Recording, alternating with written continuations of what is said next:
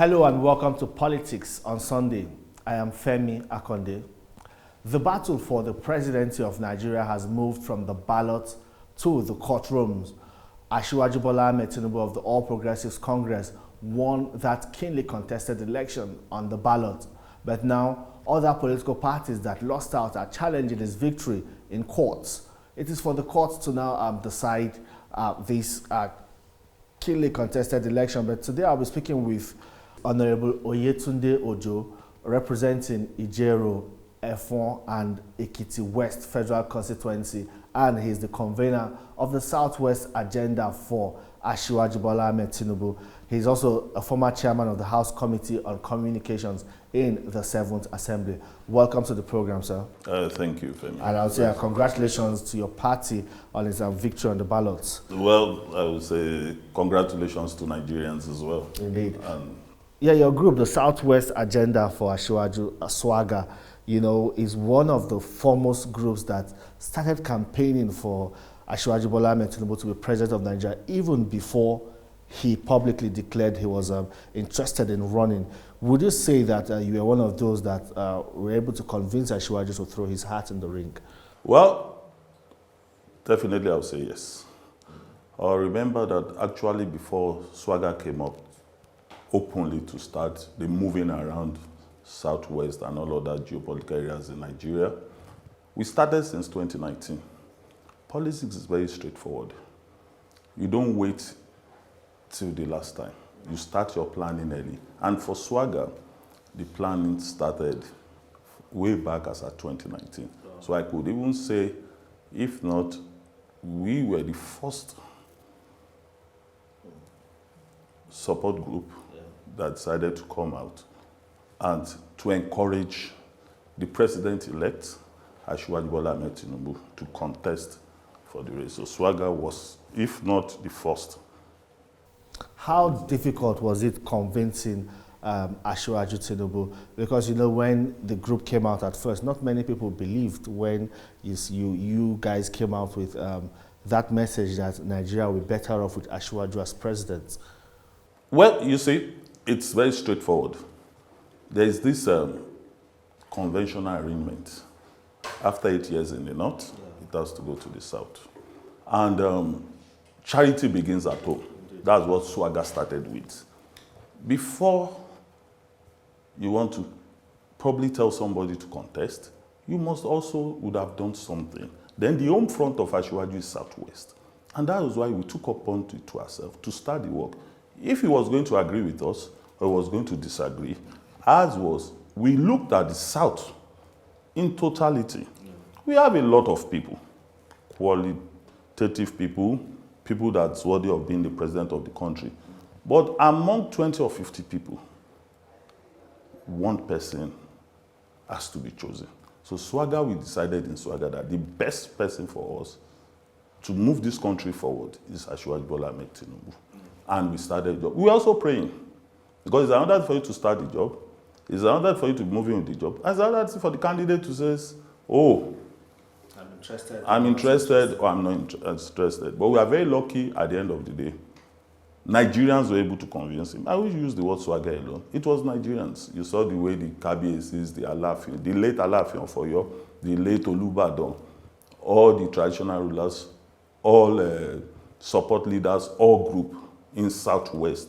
So I think it was that conviction, through the help of SWAGA and all other support group, that Asiwaju was convinced and he said, okay, fine, I want to contest. Yes, you started by consulting, you said the late Alafin of Oyo, the late Olubadan, some prominent traditional rulers that also were on the same page with SWAGA. What did they say in the man Asiwaju that made them believe in his capacity and competence to be president of Nigeria?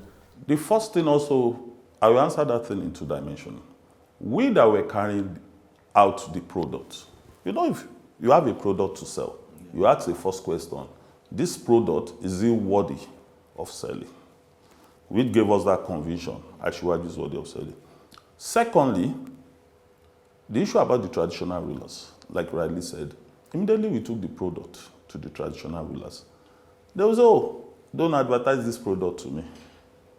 We should even be the one advertising this product to you young people. That's what the Alaafin of Oyo told us. He said, thank God that you people, that if he's been allowed to campaign, may he so rest in peace now, that he would have come out to campaign for Asiwaju Bola Ahmed Tinubu openly. But because he's a traditional ruler, he can't do that. So by the time we got to the traditional rulers, stakeholders in the societies in Southwest and beyond, Kogi and Kwara State, all of them were so happy that there was this group that come out to campaign for Asiwaju because they themselves says he's the right person. And what are the qualities? We've seen what he has done. His track record in pro-democracy activity days during the military era, when he was in the Senate of Federal Republic of Nigeria in those days, when he was governor of Lagos State, the way he moved the IGL, the way he pushed the water backwards. Go to Ahmadu Bello way before 1999, it's always flooded. Asiwaju was able to push the water backwards. And today, drive to Ahmadu Bello for the past 10 or 15 years, no flood again. You are talking about creation of jobs, LASMA, Kai, and all these things.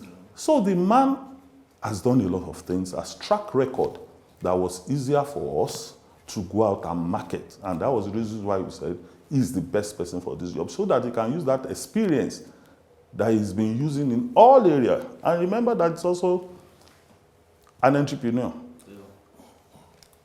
He's a politician, he's an entrepreneur, he's a lecturer.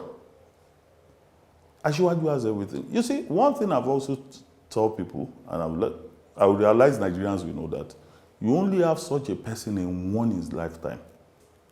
Just like the way we had Awolowo. You have the likes of Ahmadu Bello. You have the likes of Tafawa Balewa, the lives of Chief Mko Abiola, the life of Nnamdi Azikiwe. Presently, the only person we have in this country at this time is Asiwaju Bola Ahmed Tinubu. And all the traditional rulers also accepted that. That is the person that can turn this country around. You know, when everyone began suggesting that Asiwaju might throw his hat in the ring, you know, not many people thought it's going to be a tough battle. Some said, oh, it will be a walk in the park, looking at his pedigree, looking at how influential he is across the length and breadth of the country and all that. Did you envisage this tough battle on the ballot? To be honest, we know it was going to be tough. It was going to be even tougher than what we expected. And that was why, like I said, we started the job early. We are talking about democracy here. Government of the people, by the people, and for the people. People in 3 stages, underlined the word people, people, people. It's not about animals, it's about people. And when you are talking to human being, remember that 100 cows can go in one direction, but 100 human beings, even 2 human beings cannot go in one direction. So we know it was going to be a very tough one. And that was why we also got prepared, and we said we were going to fight it to the end. And thank God for the president-elect. He also came out. He worked very hard, tirelessly, to make sure he got this mandate. So we knew it was going to be tough. Nothing comes easily. Power is never sat a la carte, like the word of the president-elect. You must go there to fight for power. And in fighting for power, you must be ready. Talking to the people. Telling the people what you have for them, so that they can believe in you, in terms of your manifesto, so that they can see the reason why you have to govern them for the 4 years coming up, starting from May 29. So we knew it was going to tough. We knew it was going to be very tough for us, and we were very ready for it. And I think it paid off at last. The hard work. For Asiwaju Tinubu, which was the biggest obstacle in his way? Was it the primary election, or you say the presidential election, the general election? To be honest, I would say both. But there should be one that appeared tough. Can I be honest with you? Yeah. Can I be honest with you? I think the primary was tougher, to be honest. The general election, quite all right, involves a lot of people, which you can easily sit down and you can permutate, where you have over 60 million voters, 40 million, 30 million voters. But you see in primaries, you only had about 1,000 plus. And remember that in primaries, some of these delegates are being controlled by their state governors or by their political leader. In general elections, individuals have right to their own mind. But in primaries, that's why you see during primaries, the president-elect had to go to some states more than 2 or 3 times to win the minds of the delegates. And you could see towards the tail end, a lot of things came into being. And you see, for general election, like I said, you can sit down in some areas and permit it. So to me, for me personally, that I've been involved in everything, I would say the primary was tough, but the general election was also tougher. The primary was tougher. It was tougher. Yes, and then now Asiwaju Bola Ahmed Tinubu is our president-elect. There's a lot at stake. The country is still divided. We know how keenly contested that election was. We have seen the figures, the votes scored by Atiku Abubakar of the PDP, Peter Obi of the Labour Party. And you have seen the margin too with Asiwaju. So that means there are about 12 points or more than about 13 million Nigerians that did not vote for him. Of course, this number was split between Peter Obi and Atiku Abubakar. Moving forward, how would the APC, the president-elect and all of that begin to bring the people together to unite for one common cause, which is national growth and development? Thank you very much, Femi. There must be a winner in any game. But in this game, we are all winners. It's not going to be the president of APC. I want to urge Nigerians, and I want to urge my brothers in other political parties and my leaders in other political parties. It's going to be the president of Nigeria. And that's why Asiwaju, even right from the day he was elected, he's been going around talking to people, making telephone calls to people. You can't rule APC alone. Nigerians voted for you. An election took place. Like I said, a winner must emerge. And I trust Asiwaju Bola Ahmed Tinubu, the president. Assuming the game went the other way around, Asiwaju would have put a call across to all of them and also congratulate them. And we come and say, let's move forward. But we have not seen that statesmanship on the part of other candidates. Does that worry you? At the end of the day, you expect that. But the only thing we can do is to keep appealing to them. Like you said, national growth. Let the country move forward. There are a lot of things to be done. Unemployment issue, insecurity issue. We're talking about economic crisis. We're even talking about currency problem. Let the country move forward. The country is bigger than everybody. Nobody's bigger than the country. Let's all come together. It doesn't really matter if you come under unity government. I trust Asiwaju, the president-elect. If you have anything upstairs to offer, no matter where you are, Asiwaju will send for you. No matter the party you are, Asiwaju has the art of accommodating people and the art of forgiveness. Nigeria is in the heart of Asiwaju. And like you rightly said, we will go to court for another 4 or 5 months. Out of 4 years, that's a kind of setback.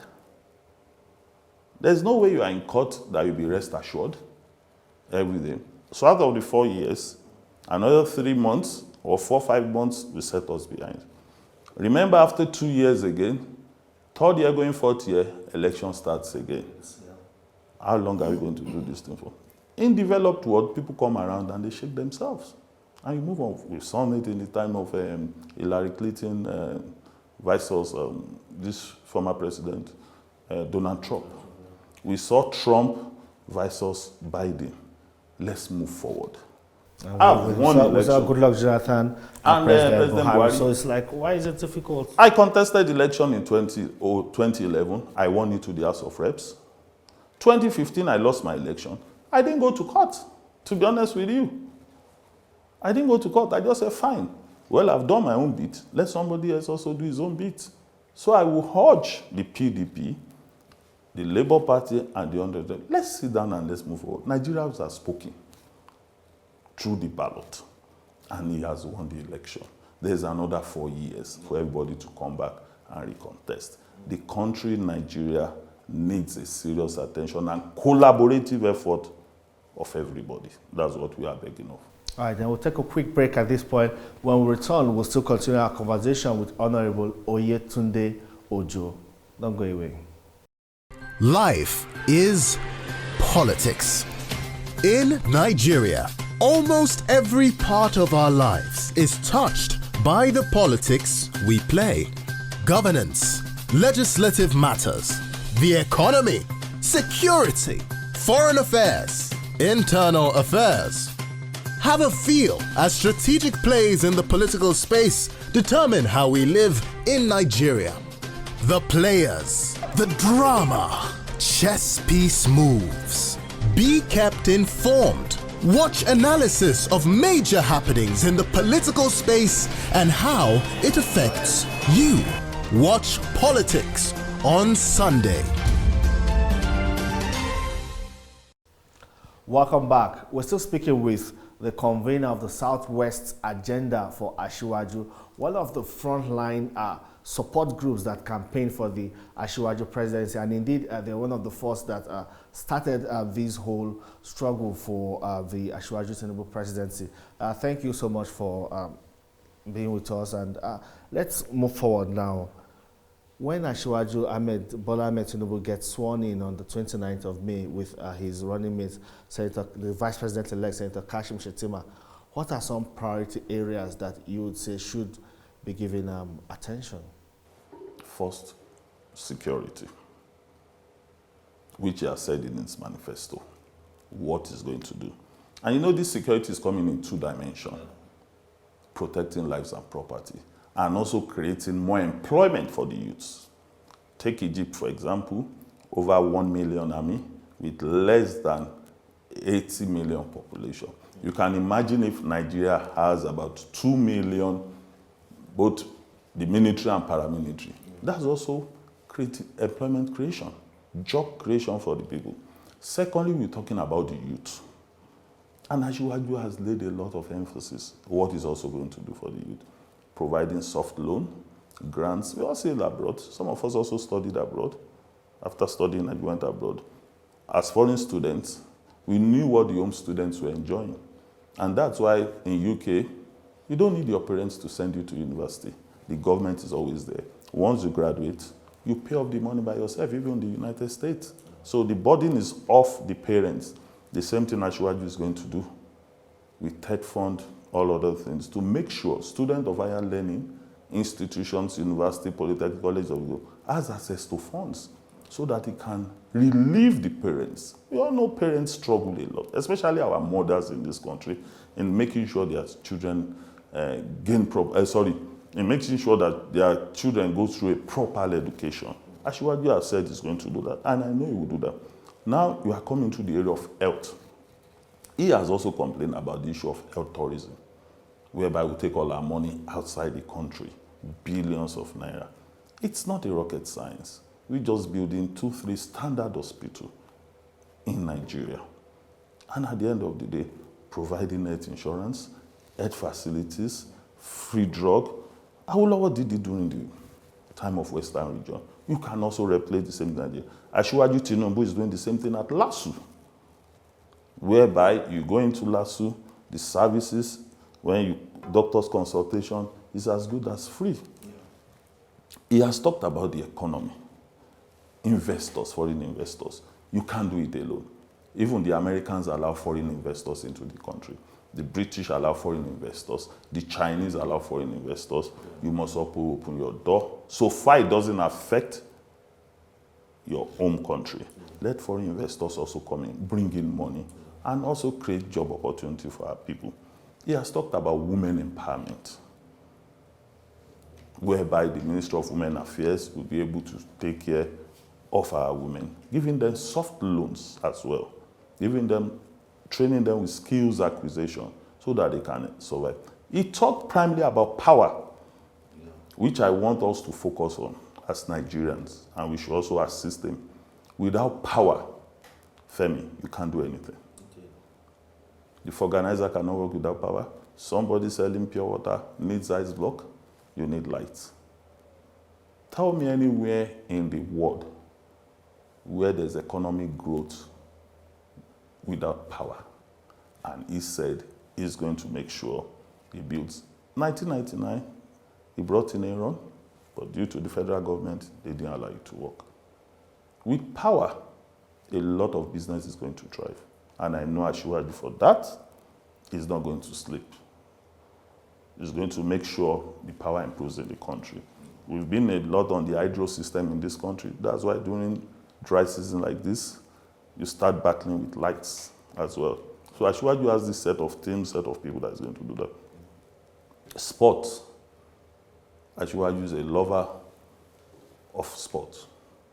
He has his own team, don't let me say that he supports, both locally and internationally. People always think he supports an international team. No, Asiwaju has his favorite local football team, but I won't say it out there. So Asiwaju also loves athletes. I hope he doesn't support Manchester United. No, I didn't say that. I'm saying that he has this, but he has local things that he reads and he look at it, the likes of all these are leagues and everything. Asiwaju also wants to use that to engage the youth more.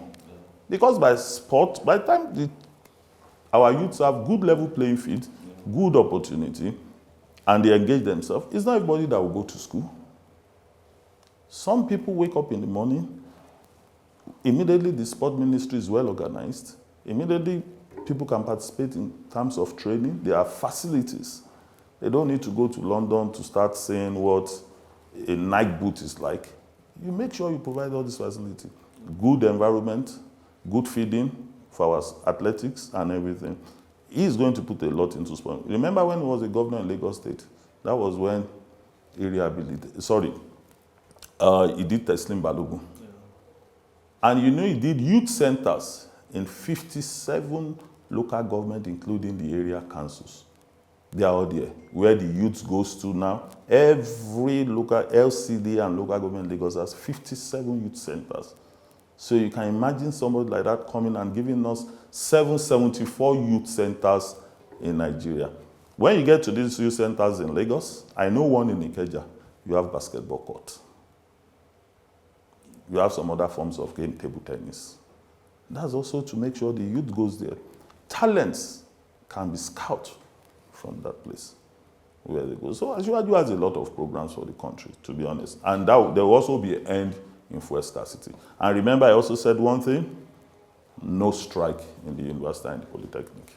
Well, you know, people have had this kind of brilliant ideas over and over again from successive governments. They come with all of this. Asiwaju now has come with the renewed hope agenda, and people are saying this is fantastic, but they are tired of hearing all of these from the past and people not keeping to their word. And they are now asking, hope by the time it hits the ground running and all of these things, and people are beginning to hold the government accountable, hope the government will not become hostile to critics and criticisms. The president-elect is not like that.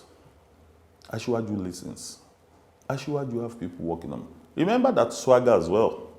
We have a role to play. We've gone around telling people, in 4 years, we're going to achieve this, we won't also let him rest. Thank God he's not somebody that will run a car about him. I know the president-elect very well. He will not do that for him. He will listen. Look at now, he's been elected as the president. People have been going into the house wishing him congratulatory messages. He said they should leave his door open.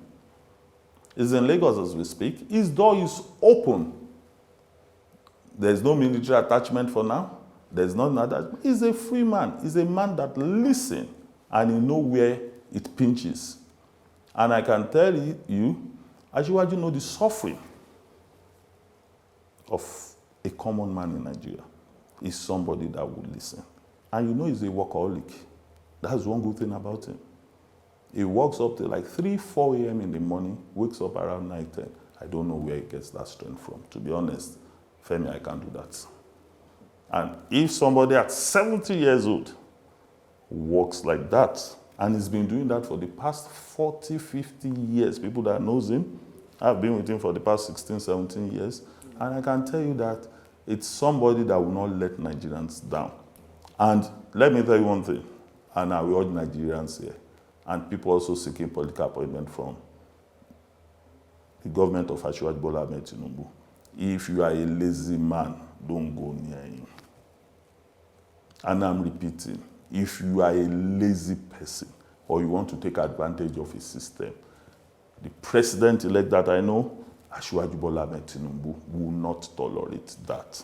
There's this impression about the presidency that there are always a group of people known as a cabal that kind of captures the president, puts him in a box, not literally now, and kind of controls and teleguides the president, and most of the decisions that come from the presidency are that of the cabal and not of the president. With this, what's the guarantee that, as we've had in the past and we're still seeing in some aspects, that an Asiwaju presidency will not be controlled by a cabal? You see, it's easier for a cabal to control you if you don't operate an open door policy. That's just it. If you don't allow people to see you, definitely you only listen to the few people that have access to you. That you can't control Asiwaju.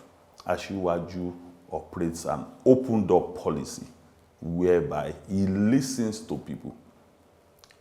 He's not somebody that will just sit somewhere and the social advisors, social ministers will come, they will say this, they will say that. Asiwaju, and one thing about Asiwaju, and which people have to be careful for those who doesn't know Asiwaju very well. If Asiwaju gives you a job, he's also giving the same job to more than 6-7 people to do. That's one of his assets. So if you think you can pin him down, he will only look at you like this, knowing fully that 6-7 people. You know, he said some things during campaign, during rally, sorry. He said, my people are working for me. Sometimes, some of us, we are in various areas, different people working. So Asiwaju doesn't feed on just a single report or a single information. Asiwaju sits down to look at source of information, the credibility, before it comes out to make it. So you cannot put Asiwaju in a box corner. Fine, it doesn't mean you should have close friends. Then Asiwaju has a knowledge of this country. You see, some of these things, he knows what goes on in the East. He has a knowledge of, he knows 100% of Southwest. There's no village you tell Asiwaju in Southwest. In the North, Asiwaju has a knowledge of about 60 to 70%. And he has people on field that will give him the right information at the right time. So how will you cabal him? You cannot. But that doesn't disturb that you won't have friends. Like I said, he's too serious-minded when he's working than you can always go to him. And if you realize that you're not the serious type, he will just look at you. He won't fight you. That is his own style. He will look at you, he will move on. Because his eyes is always on the ball. No matter the distraction, Asiwaju's eyes is always on the ball. So Asiwaju's eyes is about a better Nigerian in the next 4 years. So those people planning to operate a cabal system, I will advise them that can work with Asiwaju. Right, thank you very much. A good place to leave it. And Nigeria needs someone who will not only be president, but also commander-in-chief. Well, that's where we'll end today's interview with Honorable Oyetunde Ojo, the convener of the Southwest Agenda for Asiwaju. Thank you so much for your time on this program, sir. Thank you very much. Thank you so much for watching. See you next time.